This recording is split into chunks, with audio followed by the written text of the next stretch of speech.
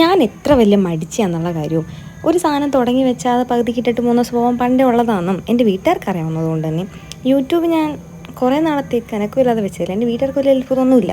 ഒരു മാസത്തിന് ശേഷം വീണ്ടും വീഡിയോസ് റീസ്റ്റാർട്ട് ചെയ്യാൻ വേണ്ടി തന്നെ എൻ്റെ അമ്മായിയമ്മമാർ അത്യാവശ്യം നല്ലപോലെ എന്നെ പ്രോത്സാഹിപ്പിക്കുന്നുണ്ട്. അതിൽ മെയിൻ നമ്മുടെ ബീനക്കുഞ്ഞമ്മ തന്നെ കേട്ടോ.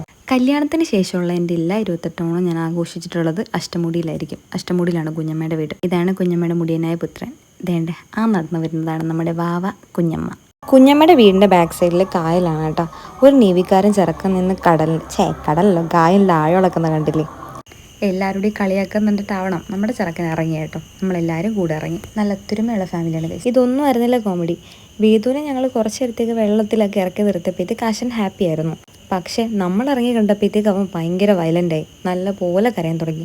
കാത്തു വെച്ചെടുക്കും ടോമാഞ്ചേരി വെച്ചെടുക്കാന്നൊന്നും പറഞ്ഞിട്ട് ഒരു രക്ഷ ഉണ്ടായിരുന്നില്ല. മാതൃസ്നേഹം മൂത്തിട്ടായിരിക്കും കുഞ്ഞ് കിടന്ന കരയെന്ന് വിചാരിച്ചു. കാരണം അമ്മയെ വന്ന് വിളിച്ചായിരുന്നു അവൻ കരഞ്ഞിട്ടുണ്ടായിരുന്നത്. പക്ഷെ അതായിരുന്നില്ല കാരണം. ആരാണോ ദൂരോട്ട് പോകുന്നത് അവരെ വിളിച്ചായിരുന്നു അവൻ കരഞ്ഞത്. അവസാനം അവൻ്റെ കരച്ചിലിന് മുമ്പ് നമ്മളെല്ലാവരും മുട്ടുമുട്ടി കൂടിയിരിക്കുന്ന ആൾക്കാരെ സംസാരിച്ച് കയ്യിലെടുക്കുക എന്ന് പറയുന്നത് ചെറിയ കാര്യമല്ലല്ലേ. എന്നെ സംബന്ധിച്ചത് വലിയ കാര്യമാണ്.